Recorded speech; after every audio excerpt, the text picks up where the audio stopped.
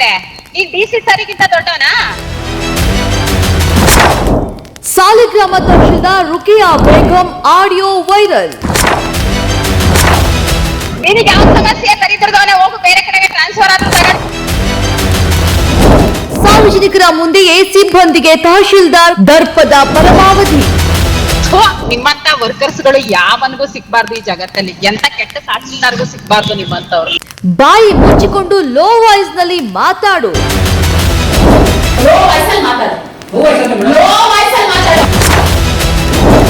VA ವಿರುದ್ಧ ತಹಶೀಲ್ದಾರ್ ಅಬ್ಬರ. ಸರ್ವಾಧಿಕಾರಿ ಧೋರಣೆ ವಿರುದ್ಧ ಡಿಸಿಗೆ ದೂರು ನೀಡಿದ ಗ್ರಾಮ ಆಡಳಿತಾಧಿಕಾರಿಗಳ ಸಂಘ.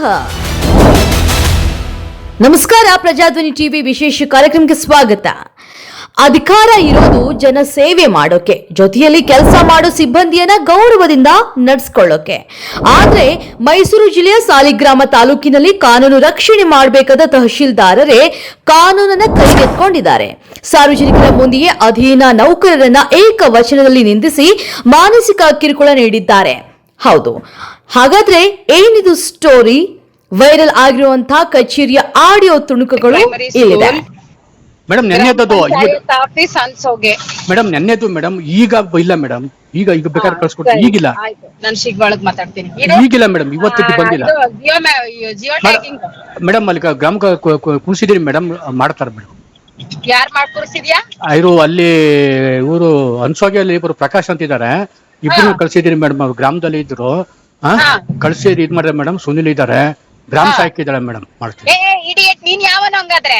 ನೀನ್ ಡಿಸಿ ಸರಿಗಿಂತ ದೊಡ್ಡವನಾ? ಅಲ್ಲ ಮೇಡಮ್, ನಾನು ಇವತ್ತು ಮೇಡಮ್ ಇವತ್ತು ನಮ್ಮ ಮಿಸ್ಸಸ್ ತಿರುಗ 5 ತಿಂಗಳಾಯ್ತು ಮೇಡಮ್. ಯಾವನ್ ನಿನಗೆ ಹೇಳ್ದವನು ಕೆಲಸ ಕೊಟ್ಟ ನಿನಗೆ? ಇಡಿಯಟ್ ನಿನಗೆ ಮೇಡಮ್ ಇವತ್ತು ಒಂದ್ 5 ನಿಮಿಷ ಯಾವ ತರ ನಿನಗೆ ಚಾರ್ಜ್ ಮಾಡ್ಬೇಕು ಆ ತರ ಮಾಡಿಸ್ತೀನಿ ನಿನಗೆ. ಮೇಡಮ್ ಇವತ್ತು ನಮ್ಮ ಮಿಸ್ಸಸ್ ತಿರುಗಿ ಮೇಡಮ್ ಒಂದ್ ನಿಮಿಷ ಮೇಡಮ್. ಮೇಡಮ್ ಒಂದ್ ನಿಮಿಷ ಗ್ರಾಮದವನ್ನ ಕಳ್ಸೋಣಂತೆ. ನೀನ್ ನಾಳೆ ಸೋಮವಾರದಿಂದ ಆಫೀಸ್ಗೆ ಬರಬೇಡ ನೀನು. ಮೇಡಮ್ ಮೇಡಮ್ ಇಲ್ಲ ಮೇಡಮ್, ಗ್ರಾಮ ಸಹಾಯಕ ಎಲ್ಲ ಬರ್ತಾ ಇದಾರೆ ಮೇಡಮ್. ಒಂದ್ ನಿಮಿಷ ಮೇಡಮ್. ನಿನಗೆ ಯಾವ ಸಮಸ್ಯೆ? ದರಿದ್ರದವನೇ ಹೋಗು, ಬೇರೆ ಕಡೆಗೆ ಟ್ರಾನ್ಸ್ಫರ್ ಆದ್ರೂ ತಗೊಂಡು ರಿಪೋರ್ಟ್. ಮೇಡಮ್ ಇವತ್ತು ಮೇಡಮ್ ಇವತ್ತು ಮಿಸ್ಸಸ್ ರಿಪೋರ್ಟ್ ಹಾಕ್ತೀನಿ ತಡಿ. ಮೇಡಮ್ ರಿಪೋರ್ಟ್ ಹಾಕ್ಬಿಟ್ಟು ಕಳಿಸ್ತೀನಿ. ಸರ್ ಇವ್ನು ಅನ್ಫಿಟ್ ಅಂತ, ನೀನೊಬ್ಬ ಸುನೀಲ್ ಒಬ್ಬ, ಇಬ್ಬರ ಮೇಲೆ ರಿಪೋರ್ಟ್ ಹಾಕಿ ಕಳಿಸಿದ್ರೆ ಚುಂಚುನ್ ಕಟ್ಟೆ ಸಮಾಧಾನ ಆಗೋಗ್ಬಿಡುತ್ತೆ. ಮೇಡಮ್ ಇವತ್ತು ಮನೆ ಪಕ್ಕದಲ್ಲಿ ಎಲ್ಲಾರು ಜಾಗ ಇದ್ರೆ ನೋಡ್ಕೊಳ್ಳಿ ನೀವು. ದರಿದ್ರದವ್ರ ಏನ್ ನಿಮ್ಗೇನ್ ಮರ್ಯಾದೆನೇ ಇಲ್ವಾ? ತಹಶೀಲ್ದಾರ್ ಬೆಳಗ್ಗೆನೆ ಕಾಲ್ ಮಾಡಿ ಹೇಳಿ ಹೂ ಅಂತ ಅನ್ಕೊಂಡು ಇವತ್ತು ಸರಿಗಿಲ್ವಲ್ಲ? ಹೇಳೋ, ಏನ್ ಹೇಳಕ್ಕಾಗುತ್ತೆ ಮೇಡಮ್? ಎಲ್ಲವನ್ನು ಜಿಯೋ ಟ್ಯಾಗಿಂಗ್ ಅಲ್ಲಿ ಮಾಡಿಸ್ತಾನೆ ಆಫೀಸಲ್ಲಿ ಮಾಡ್ತೀನಿ ಬಿಡಿ ಮೇಡಮ್. ಮೇಡಮ್ ಇವತ್ತು ಹೇಳೋ, ನಾನ್ ರಿಲೀವ್ ಮಾಡಿ ಕಳಿಸ್ತೀನಿ ಬಿಡು, ಬೇರೆ ಮಾತೇ ಬೇಡ. ಮೇಡಮ್ ಅಲ್ಲ ಇಟ್ಕೊಂಡು ಏನ್ ಮಾಡೋದಕ್ಕೆ? ನಾನು ರಿಲೀವ್ ಮಾಡಿ ಕಳಿಸ್ತೀನಿ, ಹೋಗು ಎಲ್ಲಾದ್ರೂ ಹಾಳು ಬಿದ್ದೋಗಿ. ಮೈಸೂರು ಜಿಲ್ಲೆಯ ಸಾಲಿಗ್ರಾಮ ತಾಲೂಕಿನ ತಹಶೀಲ್ದಾರ್ ಕಚೇರಿ ಈಗ ರಣರಂಗವಾಗಿ ಮಾರ್ಪಟ್ಟಿದೆ. ಸದಾ ಸಾರ್ವಜನಿಕರ ಸಮಸ್ಯೆಗಳಿಂದ ಸ್ಪಂದಿಸಬೇಕಾದ ಕಚೇರಿಯಲ್ಲಿ ತಹಶೀಲ್ದಾರ್ ರುಕಿಯಾ ಬೇಗಂ ಅವರ ಸರ್ವಾಧಿಕಾರಿ ಧೋರಣೆ ಮಿತಿ ಮೀರಿದೆ ಅನ್ನೋ ಗಂಭೀರ ಆರೋಪ ಕೇಳಿ ಬಂದಿದೆ.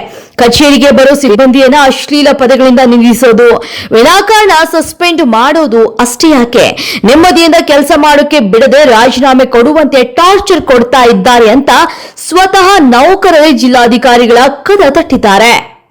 ನಮಸ್ತೆ ಮೇಡಮ್. ನಮಸ್ತೆ. ಎನ್ಯುಮರೇಟರ್ಸ್ ಎಲ್ಲಿದ್ದಾರೆ? ಮೇಡಮ್ ಎಲ್ಲ ಅನ್ಸೋಗಳಿದ್ದಾರೆ ಮೇಡಮ್. ಸೂಪರ್ವೈಸರ್ ಗೋಪಾಲ್ ಗೌಡ್ರು ಇದ್ರು. ನೀನ್ ಎಲ್ಲಿದ್ಯಾ? ನಾನು ಹೋಗ್ತಾ ಇದ್ದೀನಿ ಮೇಡಮ್. ಈಗ ಒಂದು 10 ನಿಮಿಷ. ಇನ್ನು ಹೋಗೋದಾದ್ರೆ ಯಾವಾಗ್ಲೂ ನಿಮ್ಗೆಲ್ಲ ಇಲ್ಲ ಮೇಡಮ್, ಅವರು ಸೂಪರ್ವೈಸರ್ ಕಾಯ್ತಾ ಇದ್ರು. ಏನ್ ಕೆಲಸ ಮಾಡ್ತೀರೇನೋ ನೀವು? ಒಂದು 10 ನಿಮಿಷ ಮೇಡಮ್. ಎಲ್ಲ ಇದ್ದಾರೆ ಮೇಡಮ್.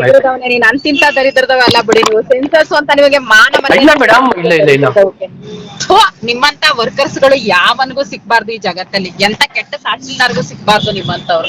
ದರಿದ್ರದವ ಹಾಳು ಬಿದ್ದಾದ್ರೂ ಹೋಗ್ಬಿಡಲ್ಲ ಮುಂಡೆ ಮಕ್ಕಳು. ದರಿದ್ರದವ ನಮ್ ತಲೆ ತಿನ್ನಕ್ಕೆ. ಬಾಯಿ ಮುಚ್ಕೊಂಡು ಬಾಯಿ ಲೋ ವಾಯ್ಸಲ್ಲಿ ಮಾತಾಡು. ಲೋ ವಾಯ್ಸಲ್ಲಿ ಮಾತಾಡು. ನೀನು ಈ ವಾಯ್ಸಲ್ಲಿ ಇನ್ನೂ ಲೋ ವಾಯ್ಸಲ್ಲಿ ಮಾತಾಡ್ತೀನಿ. ನೀನು ಬಾಯಿ ಮುಚ್ಕೊಂಡು ಕೂತ್ಕೋ. ಬಾಯಿ ಮುಚ್ಚು ಅಂತ ಹೇಳಿದೆ ನಾನು. ಮಾತಾಡ್ಬೇಡ ಅಂದ್ರೆ ಮಾತಾಡ್ಬೇಡ ಅಷ್ಟೇ. ಮಾತಾಡ್ಬೇಡ ಅಂದ್ರೆ ಮಾತಾಡ್ಬೇಡ ಅಂತ ಹೇಳಿದ್ರೆ ಮಾತಾಡ್ಬೇಡ ಅಂತ ಹೇಳಿದೆ ನಾನು. ಮಾತಾಡ್ಬೇಡ ಅಂತಂದ್ರೆ ಮಾತಾಡ್ಬೇಡ ಅಂತ ಹೇಳ್ತಾ ಇದ್ದೀನಿ ನಾನು. ಬಾಯ್ ಮುಚ್ಕೊಂಡು ಲೋ ವಾಯ್ಸ್ ನಲ್ಲಿ ಮಾತಾಡು. ಮಾತಾಡ್ಬೇಡ ಅಂದ್ರೆ ಮಾತಾಡ್ಬೇಡ ಅಷ್ಟೇ. ಇವತ್ತೇನ್ ಮಾಡ್ತಾನೆ ಅಂದ್ರೆ ಪಬ್ಲಿಕ್ ಜೊತೆಗೆ ಇವನು ಬರ್ತಾ ಇದ್ದಾನೆ. She is unfit to government ಕೆಲಸ ಮಾಡ್ಲಿಕ್ಕೆ. ಕೇಳಿದ್ರಲ್ಲ, ಇದು ಸಾಲಿಗ್ರಾಮ ತಹಶೀಲ್ದಾರ್ ಕಚೇರಿಯಲ್ಲಿ ನಡೆದ ಹೈಡ್ರಾಮಾ. ಜಿಯೋ ಟ್ಯಾಗಿಂಗ್ ಮತ್ತು ಪ್ರೋಗ್ರೆಸ್ ರಿಪೋರ್ಟ್ ವಿಚಾರದಲ್ಲಿ ಗ್ರಾಮ ಆಡಳಿತಾಧಿಕಾರಿಯೊಬ್ಬರ ಮೇಲೆ ತಹಶೀಲ್ದಾರ್ ರುಕಿಯಾ ಬೇಗಂ ಸಾರ್ವಜನಿಕರ ಮುಂದಿಗೆ ರೇಗಾಡಿದ್ದಾರೆ. ಸಿಬ್ಬಂದಿಗೆ ಇಡಿಯಟ್ ಅಂತ ನಿಂದಿಸಿರೋದು ಆಡಿಯೋದಲ್ಲಿ ಸ್ಪಷ್ಟವಾಗಿ ಕೇಳಿಸ್ತಾ ಇದೆ. ಮಾಡಿದ ತಪ್ಪು ಬೇರೆ ಕೆಲಸವೇ ಮಾತಾಡ್ತಾರೆ. ನೀನು ಇಲ್ಲಿ ಬಂದಿದ್ದೇನೆ ಬ್ಲಾಕ್ಗಳನ್ನ ಅಸೈನ್ ಮಾಡೋದಕ್ಕೆ ನೀವು ಬರಬೇಕಿತ್ತು. ಪಬ್ಲಿಕ್ ಕಳಿಸಿದ್ಯಾ ನೀವು ಪಬ್ಲಿಕ್ ಕಳಿಸಿದ್ಯಾ? ನೋಡಂಗೆ ಇವ್ನು ನೋಡ ಏನ್ ಮಾಡಿದಾನೆ ಗೊತ್ತೇನೋ, ಇಲ್ಲಿ ಬಂದ್ಬಿಟ್ಟಿದ್ದಾನೆ ಕಾರ್ವಿಂಗ್ ಮಾಡಿಸ್ಬೇಕಾದ್ರೆ ಚಕ್ಬಂದಿ ಹಾಕ್ಬೇಕಾದ್ರೆ ಇವ್ನು ಬಂದಿಲ್ಲ, ಯಾರೋ ಪಬ್ಲಿಕ್ ನ ಕಳಿಸಿದ್ದಾನೆ. ಇವತ್ತೇನ್ ಮಾಡ್ತಾನೆ ಅಂತ ಹೇಳಿದ್ರೆ ಬರ್ಬೇಕಾಗಿರ್ಬೇಕಾದ್ರೆ ಕಡೆಗೆ ಇವನು ಆ ಪಬ್ಲಿಕ್ ಜೊತೆಗೆ ಇವ್ನು ಬರ್ತಾ ಇದ್ದಾನೆ. ಇವನ್ ತಾನೇ ಮುಂಚೆ ಬಂದು ನಿಂತ್ಕೋಬೇಕು. ನೀವಿರಲ್ಲಪ್ಪ ಎಲ್ಲ ನಾನು ಇರೋದು ಇನ್ಕ್ಲೂಡಿಂಗ್ ಪಬ್ಲಿಕ್ ಸರ್ವಿಸ್ ಕೊಡಕ್ಕೆ. ನಾನು ಪರ್ಸನಲ್ ಕೆಲಸ ಮಾಡ್ತಾ ಇದ್ದೆ, ಪಬ್ಲಿಕ್ ನ ನಾವು ಬಳಸ್ತಾ ಇರಲಿಲ್ಲ. ನಿಮ್ ಕಡೆ ನಾನೇ ಪ್ರವೇಶಬೇಕು ದಲಿತ ಬರ್ಬೇಕು ಅಂತ ಹೇಳ್ಬಿಟ್ಟು ಕೆಲಸ ಮಾಡ್ತಾರೋ ಏನು ಪ್ರವೇಶಬೇಕು ಕರೆಕ್ಟ್ ಕೆಲಸ ಮಾಡ್ಬೇಕು. ನಾನು ಬಿಟ್ಟಿದ್ದೀನಿ ಅಭಿಸಾಕೆ ನಮ್ಮ ಅಲ್ಲಿ ದೊಡ್ಡದಾಗಿ ಬರುತ್ತೆ ಎಲ್ಲ ಬರುತ್ತೆ. ನಂಗೇನಾಗಿದೆ ನಮಗೂ ಬೈದಿರಲ್ಲ